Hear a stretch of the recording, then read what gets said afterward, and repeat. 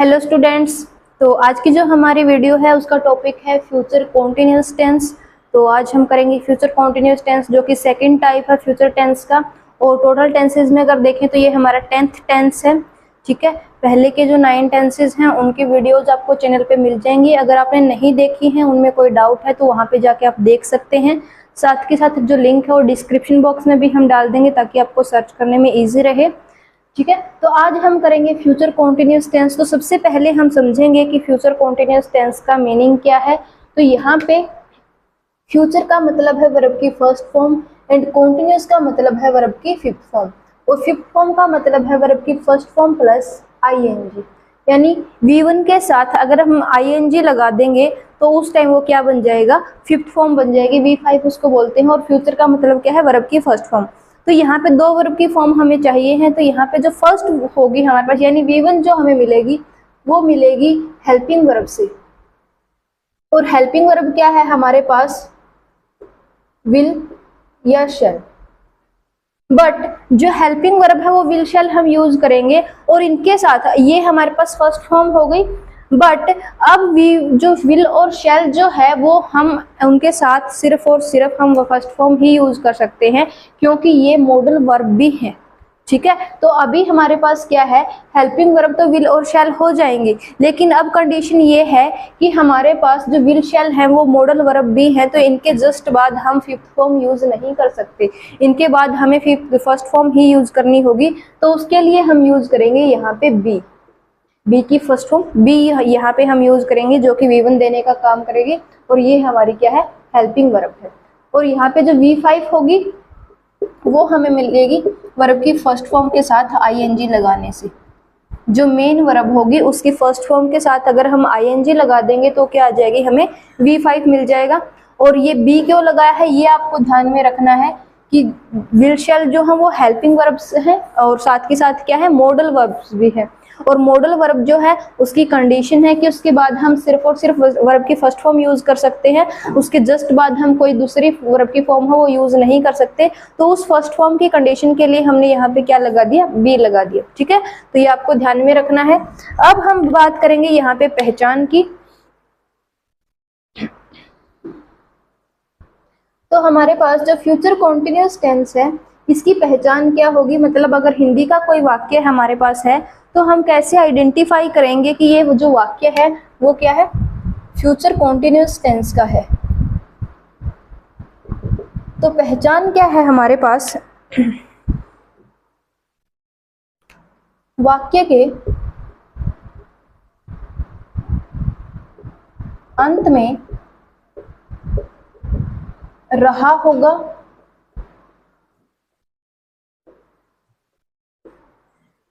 रहे होंगे,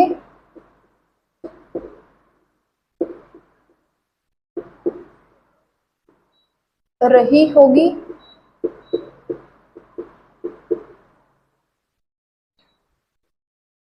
रहा होगा,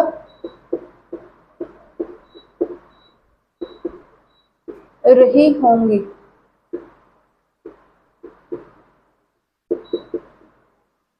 आदि आई।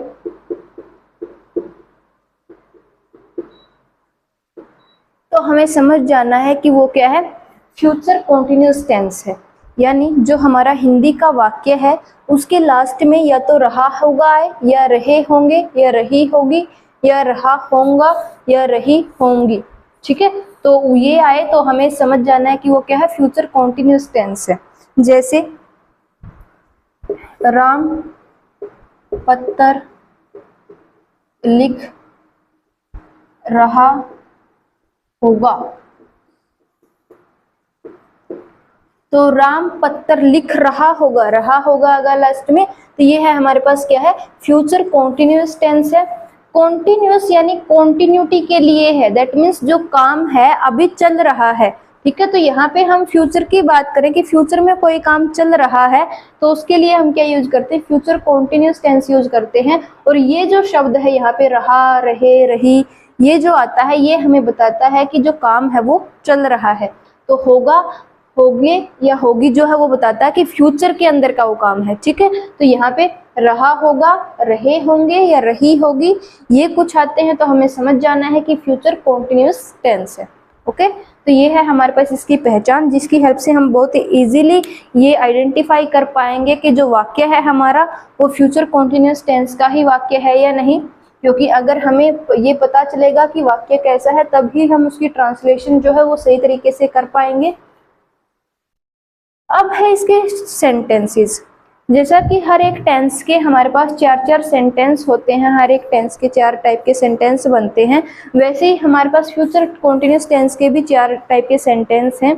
मतलब जो हम बात कर रहे हैं वो किस सेंस में की जा रही है उसके ऊपर डिपेंडेंट जो सेंटेंस होते हैं 4 टाइप के हैं हमारे पास। जैसे सिंपल सेंटेंस है जब सिंपली हम कोई बात कर रहे हैं, या फिर नेगेटिव है अगर हम कोई नेगेटिविटी नकारात्मकता कोई दिखा रहे हैं, फिर इंटेरोगेटिव है अगर हम क्वेश्चनिंग कर रहे हैं, अगर हम प्रश्न पूछ रहे हैं, और एक है नेगेटिव इंटेरोगेटिव अगर हम क्वेश्चनिंग भी कर रहे हैं और साथ में नकारात्मकता भी दिखा रहे हैं अपने क्वेश्चनिंग के अंदर, तो उसको बोलते हैं नेगेटिव इंटेरोगेटिव। तो 4 टाइप के सेंटेंस है, तो फर्स्ट टाइप को हम डिस्कस करेंगे पहले।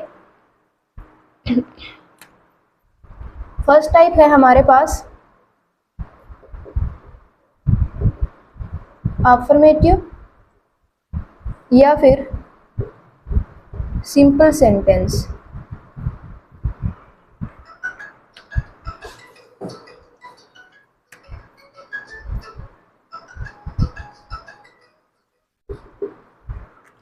अफर्मेटिव या सिंपल सेंटेंस है, तो यहाँ पे हमारा जो स्ट्रक्चर बनेगा मतलब साधारण वाक्य बोलते हैं इसको, तो जो स्ट्रक्चर बनेगा वो कैसा होगा।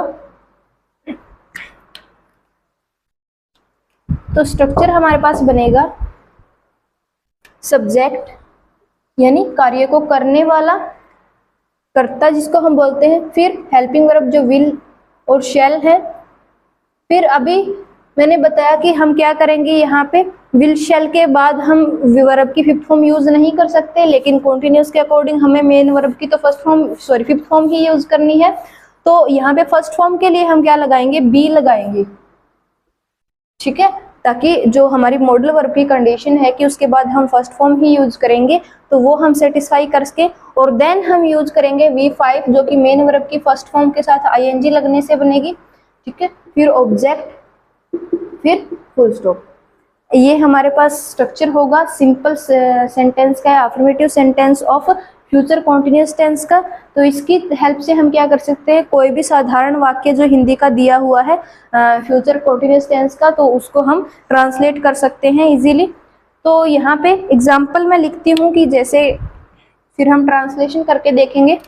तो जैसे सोहन पत्थर लिख रहा होगा, तो यहाँ पे हमारे पास लास्ट में आ गया रहा होगा। तो क्या कैसा टेंस है ये, फ्यूचर कॉन्टिन्यूअस टेंस है। ठीक है, ये आपको समझ जाना है। उसके बाद हमें देखना है इसमें ना ही कोई नेगेटिव यानी कोई नहीं वगैरह, ना ने वगैरह कुछ भी नहीं आया है, ना ही इसके अंदर कोई क्या वगैरह आया है, तो बिल्कुल सिंपल साधारण वाक्य है ये। तो अब इसके अंदर हमें क्या करना है, इसको ट्रांसलेट करना, लेकिन ट्रांसलेशन के लिए हमें ये स्ट्रक्चर यूज करना है। स्ट्रक्चर में जो जो चीज हमें रिक्वायर्ड है वो हम निकाल लेंगे। तो सबसे पहले हमें सब्जेक्ट चाहिए, तो सब्जेक्ट के लिए जो हमारे पास हम तरीका करते हैं, जो एक पैटर्न है सब्जेक्ट ऑब्जेक्ट और वर्ब को आइडेंटिफाई करने का, काफी इजी वे है, और हर एक टेंस में मैं आपको बताती हूँ ताकि आपको ध्यान में रहे वो। ठीक है, तो हमें क्वेश्चनिंग करनी है कौन या किसने की। जो आप अपने हिंदी के वाक्य में कौन या किसने लगा के अगर क्वेश्चनिंग करोगे तो जो आंसर आएगा वो हमें देगा सब्जेक्ट। अगर आप क्या या कहाँ की जो क्वेश्चनिंग करोगे तो फिर जो आंसर आएगा वो ऑब्जेक्ट देगा। और अगर आप काम देखेंगे कि काम क्या हो रहा है, जो काम का आंसर आपको मिलेगा काम क्या हो रहा है या नहीं हो रहा है, तो वो हमें क्या देगा, वर्ब। ठीक है। तो ये बिल्कुल सिंपल सा तरीका है सब्जेक्ट ऑब्जेक्ट और वर्ब को आइडेंटिफाई करने का। अगर आपका बेसिक जो है वो क्लियर नहीं है तो आप इसकी हेल्प से इजीली जो है सब्जेक्ट ऑब्जेक्ट वर्ब जो है वो आइडेंटिफाई कर सकते हो, और देन स्ट्रक्चर को देख के उसमें पुट करो और फिर आप ट्रांसलेशन जो है वो सीख जाओगे। एक बार अगर इसको आप अच्छे से सीख गए, धीरे धीरे करके अगर आप इसकी प्रैक्टिस करते रहे तो बाद में ये क्वेश्चनिंग करने की भी आपको कोई जरूरत नहीं पड़ेगी। आपको सिंपली देखते ही पता चल जाएगा कि इसमें सब्जेक्ट क्या है, ऑब्जेक्ट क्या है और वर्ब क्या है। ठीक है, तो यहाँ पे चलिए पहले करते हैं हम इसकी सब्जेक्ट ऑब्जेक्ट और वर्ब की आइडेंटिफिकेशन। तो सबसे पहले है हमारे पास सोहन पत्थर लिख रहा होगा, तो इसमें सब्जेक्ट हमें देखना है। तो कौन पत्थर लिख रहा होगा, कौन पत्थर लिख रहा होगा, सोहन। तो सोहन क्या है, सब्जेक्ट। फिर सोहन क्या लिख रहा होगा, क्या लिख रहा है, पत्थर। तो क्या का जो आंसर क्या है, ऑब्जेक्ट। तो पत्थर क्या होगा, ऑब्जेक्ट। फिर सोहन पत्थर, मतलब अब काम क्या कर रहा है, सोहन क्या काम कर रहा होगा, वो पत्थर लिख रहा होगा, लिखना, ये क्या है, वर्ब। ठीक है, तो सब्जेक्ट ऑब्जेक्ट और वर्ब आ गई। अब देखो यहाँ पे हमारे पास हेल्पिंग वर्ब जो है वो दो है। ठीक है, हमें सब्जेक्ट मिल गया, हमें वर्ब मिल गई, हमें ऑब्जेक्ट मिल गया, लेकिन हेल्पिंग वर्ब हमारे पास दो है, इनमें से हमें एक यूज करनी है। तो यहाँ पे आपको चेक करना है सब्जेक्ट को। अगर सब्जेक्ट आपका आई या वी है देन आप यूज करोगे उसके साथ शेल। अगर आपका सब्जेक्ट अदर देन आई और वी है, मतलब आई और वी को छोड़ करके कुछ है, जैसे he, she, it, he, she, it, this, that, they, you, etcetera, या कोई नाम, एनी नेम, ठीक है, एटसेट्रा। तो अगर इनमें से कोई सब्जेक्ट है तब आप यूज करोगे विल। अगर आई या वी है तो आप शैल यूज करोगे। अगर आई या वी को छोड़ करके कोई दूसरा है, चाहे वो कोई भी प्रोनाउन है या फिर कोई नाउन है, तो आप उसके साथ क्या यूज करोगे, विल यूज करोगे। ठीक है, तो ऐसे आपको सब्जेक्ट को आइडेंटिफाई करना है। तो यहाँ पे मैं लिख देती हूँ आई और वी का, और ये लेफ्ट के साथ। अब यहाँ पे हम कई बार जो आई और वी के साथ विल यूज कर लेते हैं और बाकी के साथ शेल, मतलब इसको रिवर्स कर देते हैं। ठीक है, तो ये रिवर्स कैसे करते हैं, हम क्यों करते हैं, ये मैंने जो फ्यूचर इंडेफिनिट टेंस है उसमें कंप्लीट जो कॉन्सेप्ट है वो अच्छे से समझाया है। तो यहाँ पे कुछ कंडीशंस होती हैं पर्टिकुलरली कि उनमें हम आई वी के साथ विल यूज करेंगे और बाकी सभी के साथ शेल। ठीक है, तो वो कंडीशन कौन सी है और कैसे हम उनके साथ उसको यूज कर सकते हैं आई और वी के साथ, और क्या वो सेंस देंगी, तो मैंने कंप्लीट कॉन्सेप्ट जो फ्यूचर इंडेफिनिट टेंस वाले में समझाया है। अगर आपने नहीं देखा है तो उसका जो लिंक है मैं डिस्क्रिप्शन बॉक्स में डाल दूंगी, तो वहां से आप जाके देख सकते हैं, और काफी ज्यादा यूजफुल रहेगा। क्योंकि कई जो आपकी काफी ज्यादा डाउट्स हैं, कई बार आपको मिल जाता है कि आई वी के साथ विल लगा है, बाकी सभी के साथ शेल लगा है, तो उसमें आप कंफ्यूज हो जाते हो कि ये सही है या गलत है। क्योंकि नॉर्मली तो हम ये वाला स्ट्रक्चर समझते हैं कि आई वी के साथ शेल है, बाकी के साथ विल है। ठीक है, तो जो कंफ्यूजन है वो आपकी क्लियर हो जाएगी, दूर हो जाएगी। तो वहां पे जाके आप देख सकते हो कंप्लीट कॉन्सेप्ट जो है बिल्कुल इजीली, बिल्कुल अच्छे से मैंने समझाया है एग्जाम्पल के साथ। ठीक है, तो फ्यूचर इंडेफिनिट टेंस की जो वीडियो है आपको चैनल पे मिल जाएगी, लिंक जो है डिस्क्रिप्शन बॉक्स में मिल जाएगा, तो वहां से आप देख लीजिएगा अगर आपने नहीं देखा है या इसमें कोई डाउट है तो। ठीक है, तो चलिए अभी करते हैं हम। तो यहाँ पे क्या है, आई वी के साथ हमारा शेल होगा और बाकी सभी के साथ क्या होगा, विल यूज होगा, ये आपको ध्यान में रखना है।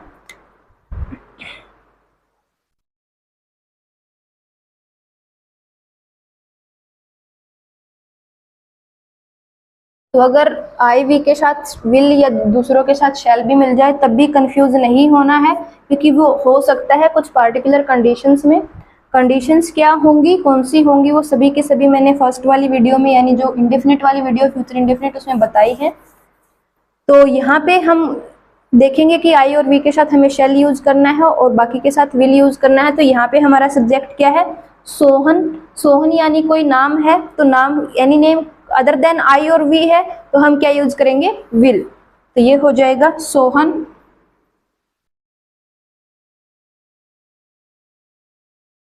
फिर विल, फिर बी,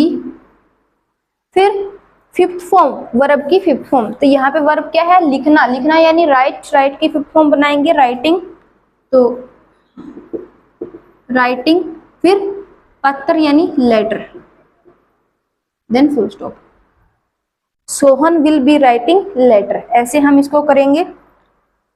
तो आसानी से आपको सिर्फ सब्जेक्ट, ऑब्जेक्ट और वर्ब आइडेंटिफाई करनी है और उसके बाद सब्जेक्ट को चेक करना है कि वो कैसा है, ताकि उसकी हेल्प से आपको हेल्पिंग वर्ब है वो पता चल जाए कि हेल्पिंग वर्ब कौन सी यूज करनी है। बस सभी की सभी चीजें आपके पास आ गई तो सिंपली आप स्ट्रक्चर में उसको पुट कर दीजिए और जो भी आएगा वो आपकी ट्रांसलेशन आ जाएगी गिवन सेंटेंस की। ठीक है, तो काफी इजी तरीके से और जल्दी से आप जो ट्रांसलेशन है वो सीख सकते हैं इनकी हेल्प से।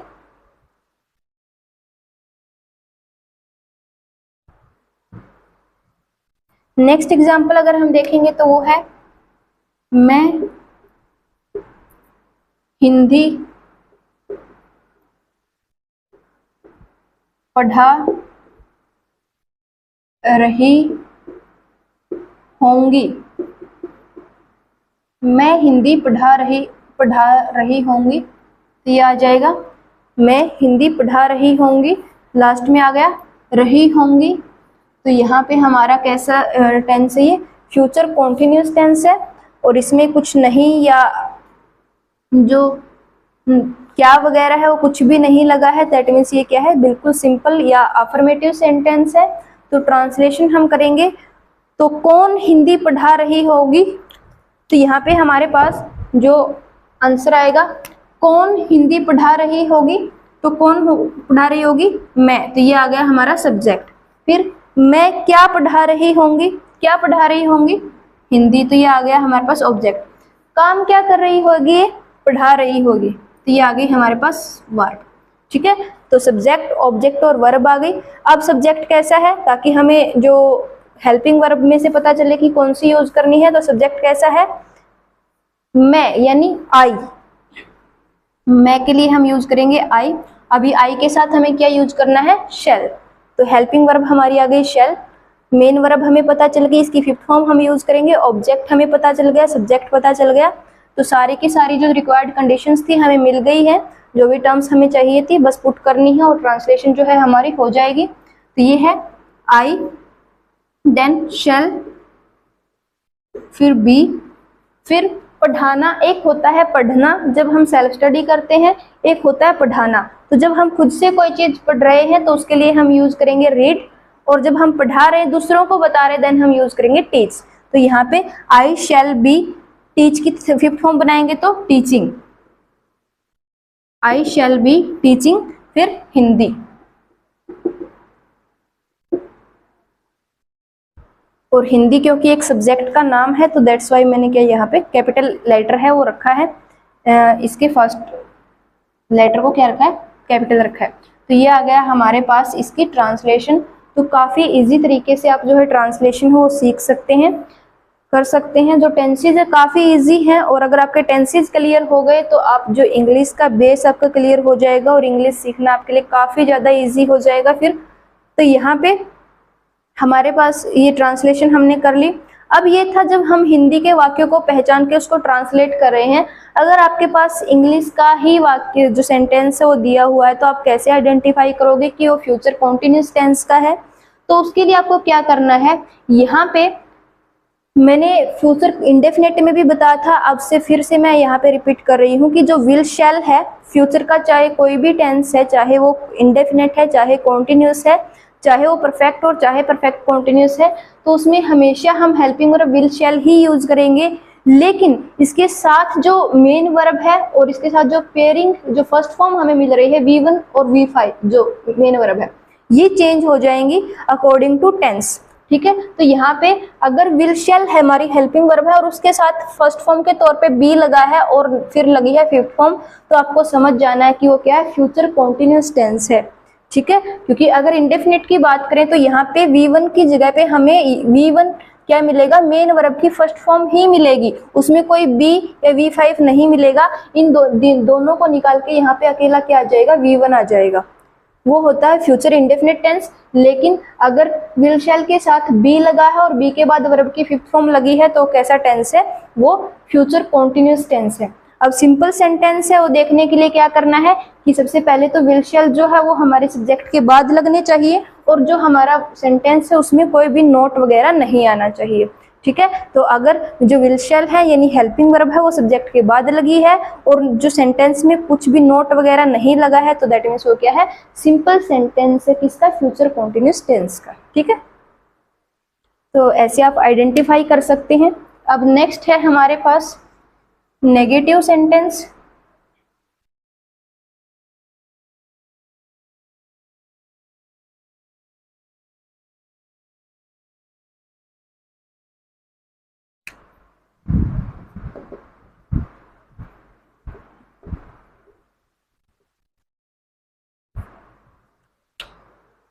तो जो नेगेटिव सेंटेंस है उसकी हमें पहचान जो है वो है हिंदी के वाक्य में हमें नहीं मिलेगा। उसके बाद हमारा स्ट्रक्चर है negative sentence of future continuous tense. तो स्ट्रक्चर क्या बनेगा, नेगेटिव के लिए जो नहीं हमें मिलेगा हिंदी के वाक्य में उसके लिए हम यूज करेंगे नोट, और नोट हमेशा हेल्पिंग वर्ब के जस्ट बाद यूज होगा अगर हमारा सिंपल नेगेटिव सेंटेंस है तो। ठीक है, और जो नोट है वैसे भी थर्ड पोजीशन पे ही यूज होता है वो। तो यहाँ पे सबसे पहले आ जाएगा सब्जेक्ट, फिर आ जाएगी हेल्पिंग वर्ब,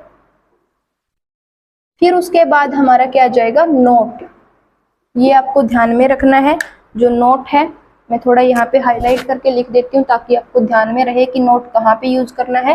क्योंकि जब हमारी हेल्पिंग वर्ब के साथ कोई दूसरा पेयरिंग वर्ड आता है जैसे बी, बीन, हैव, ऐसा कुछ, तो बच्चों को कंफ्यूजन हो जाती है कि नोट हमें कहाँ लगाना है। तो जो मेन हेल्पिंग वर्ब हमारी होती है नोट जस्ट उसके बाद ही लगेगा, देन बाकी सब कुछ बी, फिर वर्ब की फिफ्थ फॉर्म, फिर ऑब्जेक्ट और फिर फुल स्टॉप। ऐसे आपको करना है। ठीक है, तो ये है हमारा स्ट्रक्चर, सब्जेक्ट प्लस विल या shall plus not plus be, then verb की fifth form, then object and then full stop. तो अगर हमारा नेगेटिव सेंटेंस है फ्यूचर कॉन्टिन्यूअस टेंस का तो हम इसके ऊपर बेस्ड उसकी ट्रांसलेशन जो है कर सकते हैं। तो एग्जांपल हम करेंगे जैसे तुम चाय नहीं पी रहे होगे,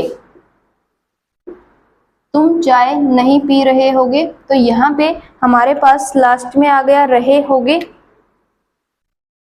तो रहे होगे है तो मतलब क्या है, फ्यूचर कॉन्टिन्यूअस टेंस है। अब बीच में आ गया हमारे पास नहीं, तो नहीं है तो क्या है, ये नेगेटिव सेंटेंस है ऑफ फ्यूचर कॉन्टिन्यूअस टेंस। ठीक है, तो अब इसकी ट्रांसलेशन हम करेंगे, लेकिन ट्रांसलेशन से पहले हमें इसमें जो अलग अलग टर्म है स्ट्रक्चर में जो हमें चाहिए वो आइडेंटिफाई करनी है। तो कौन चाय नहीं पी रहे होंगे, कौन नहीं पी रहे होंगे, तुम। तो ये आ गया हमारा सब्जेक्ट। तुम क्या नहीं पी रहे होगे, क्या नहीं पी रहे होगे, देन ऑब्जेक्ट। ठीक है, तो सिंपल बस ये आपको क्वेश्चनिंग करनी है छोटी छोटी सी खुद से। जो भी आंसर मिलेगा वो आपको जो आपके सब्जेक्ट, ऑब्जेक्ट और वर्ब को ढूंढने में आपकी मदद करेगा ताकि जो ट्रांसलेशन आपके लिए इजी हो जाए। फिर काम क्या नहीं कर रहे होगे आप, पी नहीं रहे होगे, तो ये आ गई वर्ब। ठीक है, तो नहीं के लिए हम नॉट यूज करेंगे। अब हमें चाहिए सिर्फ सब्जेक्ट आ गया, ऑब्जेक्ट आ गया, नोट आ गया, मेन वर्ब आ गई। ठीक है, और बी हमें यूज करनी ही है, मेन वर्ब की फिफ्थ फॉर्म हम बना लेंगे आईएनजी लगा के। अब हमें चाहिए यहाँ पे विल या शैल में से हम क्या यूज करेंगे, मतलब हेल्पिंग वर्ब हम क्या यूज करेंगे। तो यहाँ पे हमें देखना सब्जेक्ट कैसा है, सब्जेक्ट है तुम यानी यू। अब यू आई या वी में से दूसरा कोई है, अलग है, तो उसके साथ हम क्या यूज करेंगे, विल। तो ये आ जाएगा विल। हेल्पिंग वर्ब हमें मिल गई, तो इसका ट्रांसलेशन हम करेंगे। तो सबसे पहले सब्जेक्ट यानी यू, फिर विल, फिर नोट, फिर बी। अब पीना वैसे तो होता है ड्रिंक, बट यहाँ पे जो चाय है वो हम गरम गरम पीते हैं और उसके लिए क्या है, हम एक एक जो उसकी घूंट है, एक एक जो शिप है उसको अंदर लेते हैं हम। ठीक है, सिप शिप करके उसको पीते हैं, एकदम में ही हम नहीं पी जाते हैं। तो गर्म चीजें हम ऐसे एक एक करके थोड़ा थोड़ा करके पीते हैं, अंदर लेते हैं, तो उसके लिए क्या है, हम टेक यूज करते हैं। ठीक है, तो you will not be, take की फिफ्थ फॉर्म बनाएंगे टेकिंग, फिर tea, object tea, then full stop. You will not be taking tea, ऐसे हम इसको ट्रांसलेट कर लेंगे। आइडेंटिफाई करना है तो बीच में नहीं होना चाहिए, लास्ट में रहा है, रहे हैं या रही है, ऐसा कुछ होना चाहिए। तो ये हो जाएगा फ्यूचर कॉन्टिन्यूअस टेंस का नेगेटिव सेंटेंस। अगर आपको इंग्लिश के सेंटेंस में आइडेंटिफाई करना है तो क्या होना चाहिए, हेल्पिंग वर्ब जो है वो आपकी विल शैल होनी चाहिए, सब्जेक्ट के बाद इसको यूज होना चाहिए, सब्जेक्ट के बाद हेल्पिंग वर्ब विल शैल, उसके बाद हमें मिलना चाहिए नॉट, और फिर बी प्लस वर्ब की फिफ्थ फॉर्म। ये वाला स्ट्रक्चर अगर आपके पास है तो आपको समझ जाना है कि वो क्या है, नेगेटिव सेंटेंस, यानी विल या शैल में से कुछ लगा है और वो सब्जेक्ट के बाद आया है, और उसके बाद नॉट और बी फिर वर्ब की फिफ्थ फॉर्म। ये स्ट्रक्चर अगर आपका है तो क्या है, वो नेगेटिव सेंटेंस है, किसका, फ्यूचर कॉन्टिन्यूअस टेंस का। ठीक है, यहाँ पे अकेला हेल्पिंग वर्ब से आपका काम नहीं चलेगा, क्योंकि फ्यूचर के सभी टेंसेस में हेल्पिंग वर्ब हमारी विल शैल ही यूज होगी। ठीक है, लेकिन जो साथ में जो पेयरिंग मतलब V1 है और वी मेन वर्ब की जो फॉर्म है वो चेंज हो जाती है, तो उसके ऊपर डिपेंडेंट ही हम देख सकते हैं, उसको चेक करके ही कि जो हमारा टेंस है और उसका सेंटेंस है वो कौन से है। ठीक है, तो काफी इजीली हम इसको ट्रांसलेट कर सकते हैं, और अगर ट्रांसलेशन की हुई है पहले से तो उसका आइडेंटिफाई कर सकते हैं कि वो कौन से टेंस की कौन सा सेंटेंस है। एक और एग्जांपल इसका करते हैं हम, ताकि और अच्छे से आपको समझ आ जाए। तो जैसे हम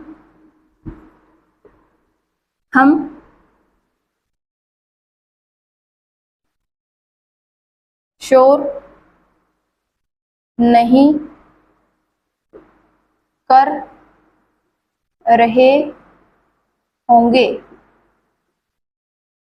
हम श्योर नहीं कर रहे होंगे, तो यहाँ पे हमारे पास लास्ट में आ गया रहे होंगे, दैट मीन्स ये फ्यूचर कॉन्टिन्यूअस टेंस है, बीच में आ गया नहीं, that means future continuous tense का नेगेटिव सेंटेंस है। अब इसकी करेंगे ट्रांसलेशन, लेकिन ट्रांसलेशन से पहले हमें क्या करना है, सब्जेक्ट को आइडेंटिफाई करना है। तो कौन श्योर नहीं कर रहे होंगे, कौन श्योर नहीं कर रहे होंगे, हम, तो ये आ गया हमारा सब्जेक्ट। हम क्या नहीं कर रहे होंगे, क्या नहीं कर रहे होंगे, श्योर, तो ये आ गया ऑब्जेक्ट। अब काम क्या करना है, श्योर करने का। श्योर करने के लिए यहाँ पे वैसे काम करने के लिए हम डू जो वर्ब है वो यूज करते हैं, बट श्योर करने के लिए हम यूज करेंगे मेक। ठीक है, तो श्योर करना हमारे पास जो काम है तो वो हमारे पास क्या आ जाएगी, ये कंप्लीट हमारे पास आ जाएगी वर्ब, इसको छोड़ के।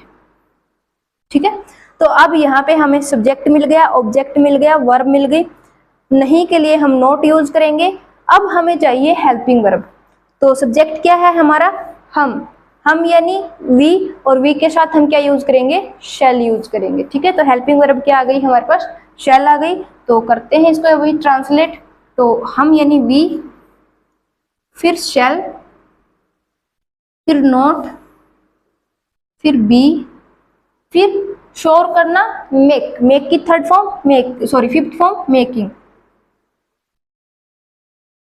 we shall not be making a noise, हम श्योर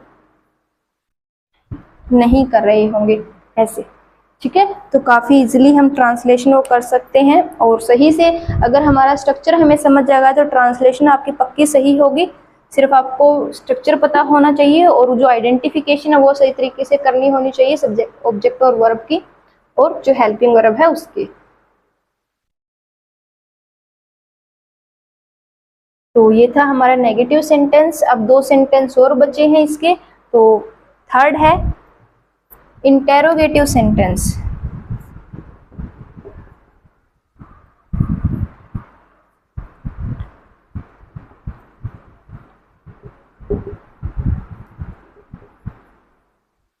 इंटेरोगेटिव सेंटेंस यानी प्रश्नवाचक वाक्य, जहाँ पे हम क्वेश्चनिंग करते हैं, तो इसमें लास्ट हमें क्या मिलेगा, और लास्ट में मिलेगा क्वेश्चन मार्क। ठीक है, तो स्ट्रक्चर क्या बनेगा, स्ट्रक्चर हमारा बनेगा। इंटेरोगेटिव के लिए हम क्या करते हैं, जब हम सिंपल इंटेरोगेटिव सेंटेंस की बात करते हैं तो वहां पे स्ट्रक्चर हमारा क्या बनता है, सिर्फ जो सिंपल सेंटेंस या अफर्मेटिव सेंटेंस वाला स्ट्रक्चर है उसमें सब्जेक्ट और हेल्पिंग वर्ब की जगह को एक दूसरे के साथ बदल देते हैं, तो जो आएगा हमारे पास वो इंटेरोगेटिव सेंटेंस का स्ट्रक्चर आ जाएगा। तो यहाँ पे हमें जो विल शैल यानी हेल्पिंग वर्ब है वो आगे लेके आनी है,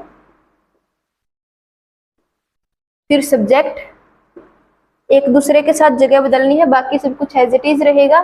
फिर आ जाएगा बी, फिर वर्ब की फिफ्थ फॉर्म, फिर ऑब्जेक्ट और देन क्वेश्चन मार्क। लास्ट में क्या आएगा, क्वेश्चन मार्क आ जाएगा इसका। तो ऐसे हम जो ट्रांसलेशन है वो कर सकते हैं। अब यहाँ पे इसका देखते हैं इसका एग्जाम्पल, ताकि जो ट्रांसलेशन है स्ट्रक्चर यूज करना हमें अच्छे से आ जाए। तो जैसे क्या क्या वे क्या वे दिल्ली जा रहे होंगे, क्या वे दिल्ली जा रहे होंगे। तो यहाँ पे लास्ट में आ गया हमारे पास रहे होंगे, दैट मीन्स क्या है, ये फ्यूचर कॉन्टिन्यूअस टेंस है। स्टार्टिंग में क्या है और लास्ट में क्या है, क्वेश्चन मार्क है। तो क्या है, ये फ्यूचर कॉन्टिन्यूअस टेंस का इंटेरोगेटिव सेंटेंस है। ठीक है, अभी इसकी ट्रांसलेशन करेंगे। ट्रांसलेशन के लिए हमें चाहिए सबसे पहले सब्जेक्ट, क्योंकि हेल्पिंग वर्ब तो उसी के अकॉर्डिंग हमें पता चलेगी। तो ये आ जाएगा, क्या कौन दिल्ली जा रहे होंगे, कौन दिल्ली जा रहे होंगे, वे। तो ये आ गया हमारा सब्जेक्ट।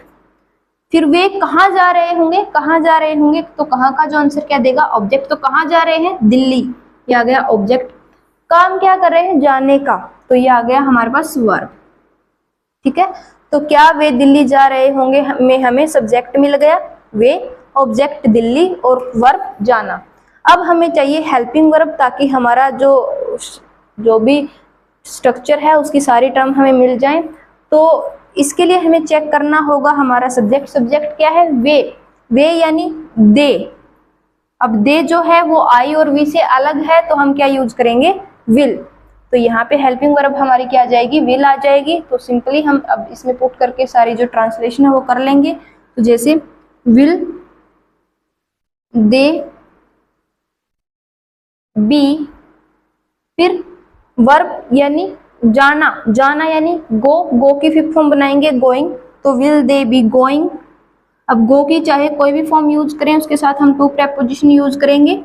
तो टू प्रेपोजिशन यूज करेंगे ताकि जो डेस्टिनेशन है हम वो बता सकें कि कहाँ जा रहे हैं या कहाँ जाने वाले हैं।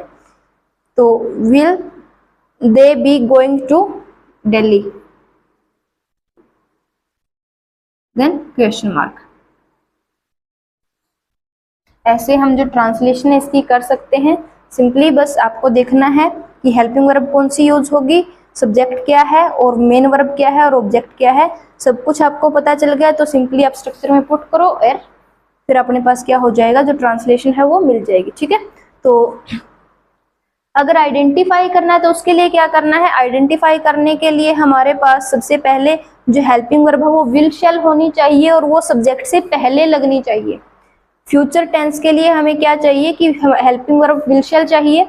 अब वो कॉन्टिन्यूस है या नहीं है उसके लिए सब्जेक्ट विल शैल में के साथ क्या होना चाहिए, हमारे पास बी और वर्ब की फिफ्थ फॉर्म होनी चाहिए। तो ये तो विल शैल, बी और वर्ब की फिफ्थ फॉर्म, ये तीनों चीज हमें अगर सेंटेंस में मिल गई दैट मीन्स वो फ्यूचर कॉन्टिन्यूस टेंस है। अब हमें उसकी चेक करनी है पोजीशन, ताकि फ्यूचर कॉन्टिन्यूस टेंस का सेंटेंस हमें पता चल जाए कि सेंटेंस कौन सा है। तो अगर विल शैल जो हो सब्जेक्ट से पहले लगी है और सब्जेक्ट के बाद बी और वर्ब की फिफ्थ फॉर्म लगी है, तो हमें समझ जाना है कि क्या है वो इंटेरोगेटिव सेंटेंस है, किसका, फ्यूचर कॉन्टिन्यूस टेंस का। ठीक है, तो ऐसे हम जो ट्रांसलेशन है वो कर सकते हैं और साथ के साथ आइडेंटिफिकेशन है वो कर सकते हैं। एक और एग्जांपल इसका हम करेंगे यहाँ पे।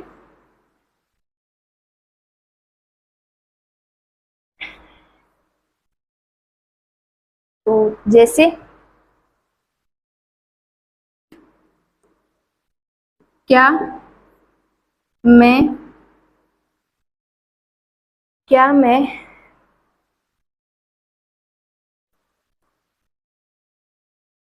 इनाम जीत रही होंगी। क्या मैं इनाम जीत रही होंगी।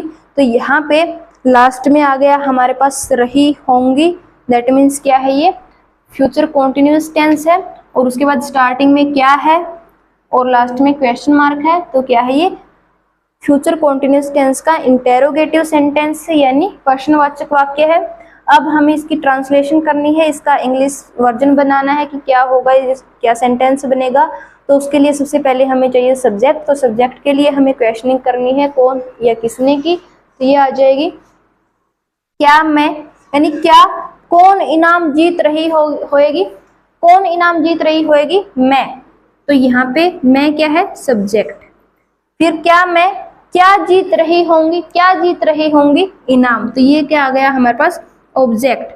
अब काम क्या कर रहा है, वो जीत रही है। तो ये क्या है हमारे पास, वर्ब। ठीक है, तो सब्जेक्ट, ऑब्जेक्ट और वर्ब आ गई। अब हमें चाहिए हेल्पिंग वर्ब। तो मैं, सब्जेक्ट कैसा है, मैं, तो मैं यानी आई।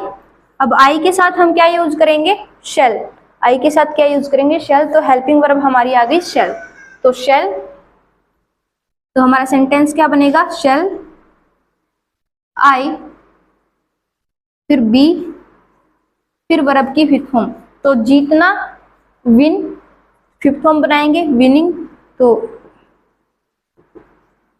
Shell I be winning prize, इनाम यानी प्राइज, देन क्वेश्चन मार्क। ऐसे आपको करना है।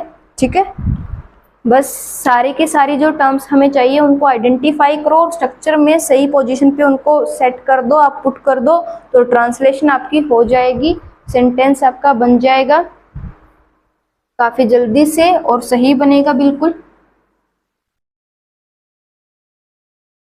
तो ये था हमारा third sentence of future continuous tense. अब लास्ट सेंटेंस है जो कि होगा negative interrogative sentence. Negative interrogative sentence. तो इसमें जो है नकारात्मकता भी होगी और क्वेश्चनिंग भी की जाएगी, प्रश्न भी पूछा जाएगा। तो इसकी हिंदी की पहचान क्या है, इसमें वाक्य में क्या भी मिलेगा, बीच में नहीं भी मिलेगा और लास्ट में क्वेश्चन मार्क भी मिलेगा। तो ये है हमारे पास हिंदी के वाक्य की पहचान। फिर है इसका स्ट्रक्चर क्या रहेगा, स्ट्रक्चर जिसके ऊपर बेस्ड हम इसकी ट्रांसलेशन जो है वो करेंगे। तो स्ट्रक्चर क्या रहेगा, अब नहीं के लिए हमें क्या यूज करना है, नोट यूज करना है। और नोट जैसा कि मैंने बताया कि हमेशा हम थर्ड पोजीशन पे ही यूज करेंगे।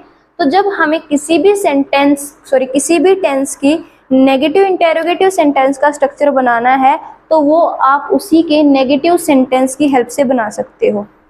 कैसे, सिर्फ जो नेगेटिव सेंटेंस का स्ट्रक्चर है उसमें हेल्पिंग वर्ब और वर्ब जो अपने पास सब्जेक्ट है उसकी पोजीशन को एक दूसरे के साथ चेंज कर दो। तो ये हो जाएगा सब्जेक्ट की जगह पे हेल्पिंग वर्ब और हेल्पिंग वर्ब की जगह पे सब्जेक्ट, बाकी सब कुछ एज इट इज। तो ये आ जाएगा हमारे पास विल या शैल,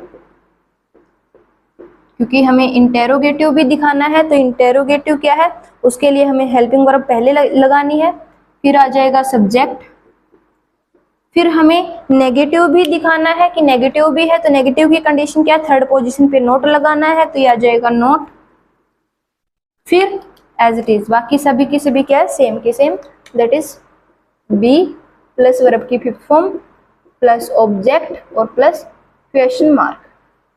ठीक है, तो ऐसे आपको करना है। तो यहाँ पे एक एग्जाम्पल की हेल्प से हम समझेंगे कि कैसे ट्रांसलेशन जो है कर सकते हैं। जैसे क्या वह खाना नहीं खा रही होगी। क्या वह खाना नहीं खा रही होगी। तो यहाँ पे लास्ट में आ गया हमारे पास रही होगी। तो कैसा टेंस है, फ्यूचर कॉन्टिन्यूअस टेंस है।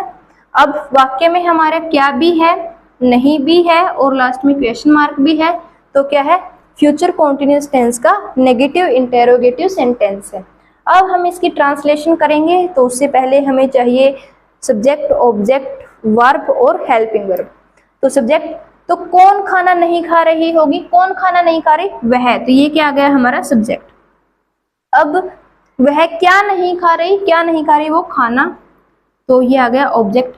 अब काम क्या नहीं कर रही, वो खाना खाने का काम नहीं कर रही है, तो ये आ गई हमारी वर्ब। ठीक है, तो कौन का जो आंसर आया, सब्जेक्ट मिल गया, क्या का जो आंसर आया, ऑब्जेक्ट मिल गया, और काम जो हमें बता रहा है वो क्या आ गई, वर्ब आ गई। ठीक है, नहीं के लिए हम नॉट यूज करेंगे। अब हमें चाहिए हमारी हेल्पिंग वर्ब। तो हेल्पिंग वर्ब के लिए हम देखेंगे कि हमारा सब्जेक्ट कैसा है, तो सब्जेक्ट है वह, यानी ही या सी में से। अब ही या सी में से हम जो यूज करेंगे उसके लिए हमें चेक करना कि सब्जेक्ट मेल है या फीमेल है। तो लास्ट में है रही होगी, दैट मीन्स फीमेल।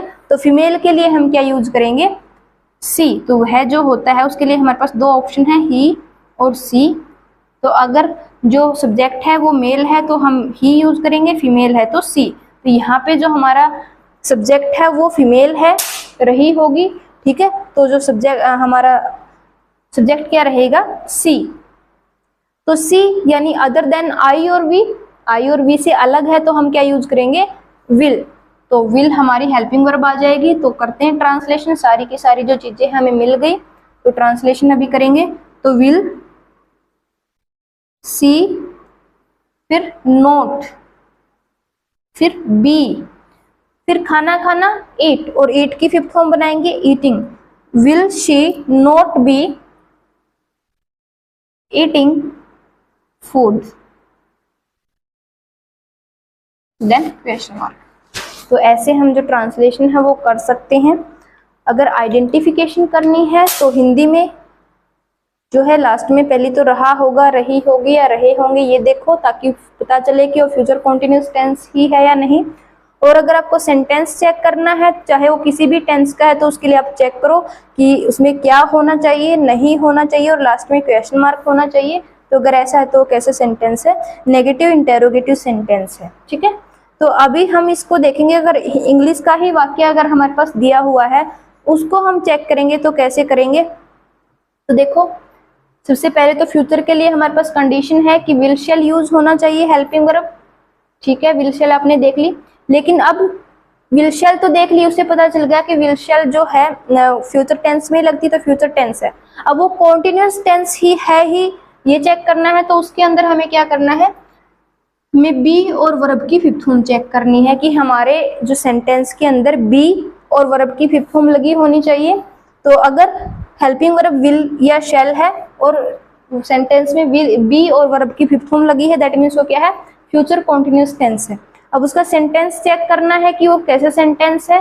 तो बाकी तीनों के अभी मैंने बता दिए कि आपको उस हेल्पिंग वर्ब की पोजीशन चेक करनी है कि विल शैल कहाँ लगे हैं। तो अगर सब्जेक्ट के बाद विल शैल लगे हैं और उसमें कोई नोट नहीं लगा है तो अफर्मेटिव। अगर सब्जेक्ट के बाद विल शैल लगे और उनके बाद नोट लगा है तो नेगेटिव। अगर विल शैल जो है सब्जेक्ट के पहले लगे हैं और फिर सब्जेक्ट और फिर उसके बाद बी और वर्ब की फिफ्थ फॉर्म है तो इंटेरोगेटिव। अब अगर विल शैल हमारे पहले लगे हैं फिर उसके बाद सब्जेक्ट और फिर नोट लगा है और फिर बी और वर्ब की फिफ्थ फॉर्म, ये वाला स्ट्रक्चर अगर है आपका तो आपको समझ जाना है कि वो क्या है, नेगेटिव इंटेरोगेटिव सेंटेंस है, किसका, फ्यूचर कॉन्टिन्यूअस टेंस का। ठीक है, तो ऐसे जो है हम ट्रांसलेशन है वो कर सकते हैं और जो आइडेंटिफिकेशन है वो भी कर सकते हैं। और साथ के साथ अगर कोई एरर डिटेक्ट करना है, क्योंकि अगर आप कोई गवर्नमेंट एग्जाम की प्रिपरेशन कर रहे हो, कोई भी कॉम्पिटिटिव एग्जाम की प्रिपरेशन कर रहे हो, तो वहाँ पे एरर डिटेक्शन एक टॉपिक आता है।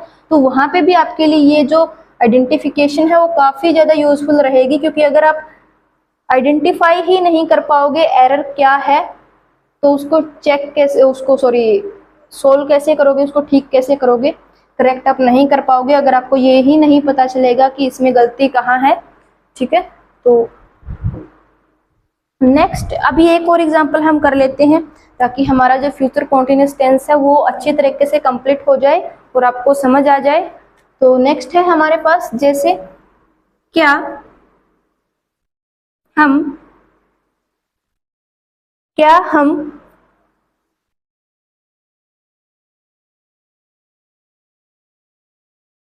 शतरंज नहीं खेल रहे होंगे। क्या हम शतरंज नहीं खेल रहे होंगे? तो लास्ट में है हमारे पास रहे होंगे, दैट मीन्स क्या है, फ्यूचर कॉन्टिन्यूअस टेंस है।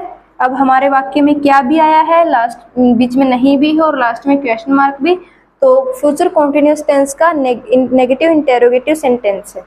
अब इसकी करेंगे ट्रांसलेशन। ट्रांसलेशन के लिए हमें चाहिए सबसे पहले सब्जेक्ट। तो कौन शतरंज नहीं खेल रहे होंगे? कौन शतरंज नहीं खेल रहे? हम। तो कौन का जो आंसर आ गया, हमें मिल गया सब्जेक्ट। हम क्या नहीं खेल रहे? क्या नहीं खेल रहे? शतरंज। तो क्या का जो आंसर है मिल गया ऑब्जेक्ट। अब काम क्या करना है? काम क्या नहीं कर रहे? वो खेल नहीं रहे, तो काम जो हमें मिला वो क्या है? वर्ब। ठीक है, तो सब्जेक्ट, ऑब्जेक्ट और वर्ब आ गई। अब हमें चाहिए हेल्पिंग वर्ब। तो हेल्पिंग वर्ब के लिए हमें चाहिए सब्जेक्ट कैसा है, तो सब्जेक्ट है हम यानी वी, और वी के साथ हम यूज करेंगे शेल। तो यहाँ पे हेल्पिंग वर्ब हमारी क्या आ जाएगी? शेल। तो यहाँ पे हम यूज करेंगे शेल, वी, फिर नॉट, फिर बी, फिर वर्ब की फिफ्थ फॉर्म। तो यहाँ पे मेन वर्ब है हमारे पास खेलना यानी प्ले, और प्ले की फिफ्थ फॉर्म बनाएंगे प्लेइंग, फिर शतरंज यानी चेस, और फिर question mark. Shall we not be playing chess. तो ऐसे हम इसकी जो ट्रांसलेशन है वो कर सकते हैं। तो काफी इजी तरीके से अगर आपको स्ट्रक्चर बनाने आ गए, आपको आइडेंटिफाई करने आ गए सेंटेंसेस, तो आप काफी इजी तरीके से जो ट्रांसलेशन है वो कर सकते हैं। ठीक है, तो ये हमारे पास क्या है, ये है हमारे पास फ्यूचर कॉन्टिन्यूअस टेंस। तो मिलते हैं नेक्स्ट वीडियो में नेक्स्ट टेंस के साथ, जो कि हम करेंगे फ्यूचर परफेक्ट टेंस, और उसको भी ऐसे ही अच्छे से हम समझेंगे।